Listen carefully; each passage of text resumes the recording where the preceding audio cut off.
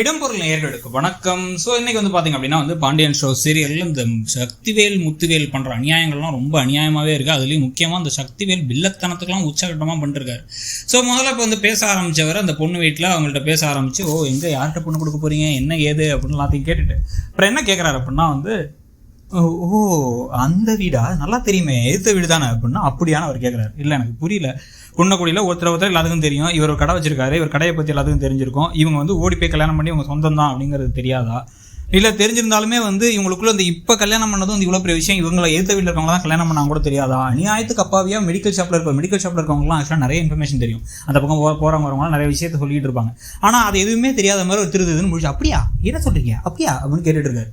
இல்லை அவங்க வீட்டில் மிச்சம் 2 பசங்களும் கல்யாணம் ஆகிடுச்சு, ஆனால் இந்த பையனுக்கு ஏதோ பெருசாக பிரச்சனை இருக்குங்கிறாங்க, அதனால தான் கல்யாணம் ஆகலங்கிறாங்க அப்படின்னு மோசமான ஒரு குற்றச்சாட்டை சொல்கிறாரு. என்ன அப்படின்னா வாழையாக நம்மளுடைய அடுத்தடுத்த தலைமுறை செழிக்கணும்னு நம்ம நினைப்போம், இப்போ அப்படி நடக்காது போலயே அப்படின்னு பேசும்போது அவருக்கு குழந்தை பெற்றுக்கிறதுல பிரச்சனை இருக்குங்கிற மாதிரி ஒரு விஷயத்த சொல்லிடுறாரு. எவ்வளோ கொடூரமா ஒரு விஷயத்த சொல்லிட்டு இருக்காங்க.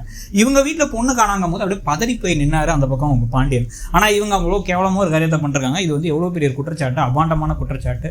அவர் உடனே அப்படியே வெளில உடனே ஜோசியர்கிட்ட பேசுனீங்களா அப்படின்னா, ஜோசியர்ட்டியா இல்லை உங்கள் குடும்பத்தை பற்றி இப்போ தான் தெரியுது, ஏற்கனவே தம்பிங்க 2 பேருக்கு அண்ணனுக்கு முன்னாடி கல்யாணம் அடிச்சாமே அப்படின்னா, அது சொல்லி தானே கூப்பிட்டு வந்தோம், உங்களுக்கு தெரியும்ல அப்படின்னா, அது வேற. ஆனால் நிறைய காரணங்கள் நிறைய விஷயம்லாம் இப்போ தெரிய வந்திருக்கு அப்படிங்கும் போது நசன்னு இழுக்காதீங்க, என்ன சொல்ல வரீங்களோ சொல்லுங்க அப்படின்னு பாண்டியன் சொல்லும்போது, எனக்கு இந்த சம்மந்தத்தில் இஷ்டம் இல்லை, உங்கள் பையனுக்கு கொடுக்கறதுக்கு விருப்பம் இல்லை அவங்க அப்படிங்கும் போது உங்கள் ஒய்ஃப் உடனே என்னங்க இப்படி பேசுறீங்க அப்படின்னா, நீ வாயை மூடுறி, அவங்களுக்கு தான் பொண்ணே கிடைக்காம நம்ம வீட்டுக்கு வந்திருக்காங்கன்னா நம்ம பொண்ணுக்கு என்ன குறையா இருக்கு அப்படி இப்படின்னு பேசி உடனே இவங்க கடுப்பாகி வெளில வந்துடுறாங்க. வெளில வந்ததுக்கு அப்புறமா பார்த்தா இப்போ என்ன நடந்துச்சுனே தெரியல, ஏன் இப்படி மாறினாங்கன்னு தெரியலன்னு புலம்ப ஆரம்பிக்க உடனே நான் வேலைக்கு போறேன் அப்படிங்கிறார் சரவணன். அமைதியாக முடிஞ்ச வரைக்கும் ஒரு வள்ளியை காமிச்சிக்காம பேசுறாரு. இப்படியே கட்டுப்புல இருக்கார் பாண்டியன். சாரி மாமான்னு இந்த பக்கம் மீனா சொல்ல, எதனால இப்படி திடீர்னு பிரச்சனையாச்சுங்கிறது தெரியலையே அப்படின்னு ஒரு பக்கம் இப்போ பழனிவேல் யோசிக்க ஆரம்பிக்க, இப்போ இங்கே பார்த்தீங்க அப்படின்னா செந்தில், அப்பா நீ கடைக்கு போறீங்க எப்படி போறீங்கன்னா முறைக்கிறாரு. எதுவுமே பேச வருமாமா கத்திட்டு கிளம்பி போயிடுறாரு பாண்டியன். இப்போ உடனே ஒரே காரில் கிளம்புறாங்க. காரில் கிளம்பி போகும்போது கோமதி புலம்பிகிட்டே வராங்க, என் பிள்ளைக்கு ஏன் இப்படி பண்ணுறேன், அவன் நல்லவா, அவனை ஏன் குறை வைக்கிறேன்னு புலம்பிகிட்டே இருக்காங்க. சரவணன் வேலைக்கு போகிறதுக்கு இறங்கிட்டார். இப்போ அம்மாவை பார்த்துக்கடான்ட்டார். இப்படியே செந்தில் எல்லாம் சேர்ந்து வீட்டுக்கு வரும்பொழுதே பார்த்தீங்கன்னா வாசலில் நிற்கிறாங்க கதிரும் இந்த பக்கம் ராஜு இடிச்சுட்டு நிற்கிறாங்க. இன்னும் அவசரம் அப்படின்ட்டு என்ன ஆச்சு அப்படின்னு கேட்டால், இதான் விஷயம், இப்படி பொண்ணு அமையல, கடைசி நிமிஷத்தில் வேணான்ட்டாங்க அப்படின்னா, எல்லாம் தெரிஞ்சுதானே கூட்டு போனோம் அப்படின்னா, அப்படியே எல்லாம் போச்சு, இப்படி அவமானப்பட்டு நிற்கிறாரு அந்த மனுஷன், நல்ல மனுஷன், அவருக்கு இப்படி நடந்துருச்சு, இப்படி கல்யாணம் முடிச்சுங்கிறாங்க, அதனால போய் அவன் என்ன தப்பானா, அவனையே குறை வைக்கிறான், அவனையே கஷ்டப்படுத்துறாங்க அப்படின்னு மாற்றி பேசிகிட்டு இருக்க. அப்படியே உருன்னு எல்லாரும் இருக்கும் பொழுதே உள்ளார பார்த்தா செந்தில் ஜாமான்லாம் தட்டி விட்டு கோவப்படுறாரு.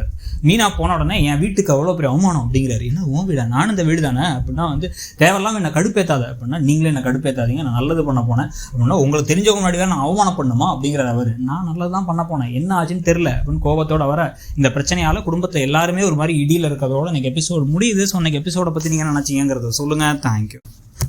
இடம்பொருள் நேயர்களுக்கு வணக்கம். ஸோ இன்னைக்கு பார்த்தீங்க அப்படின்னா பாண்டியன்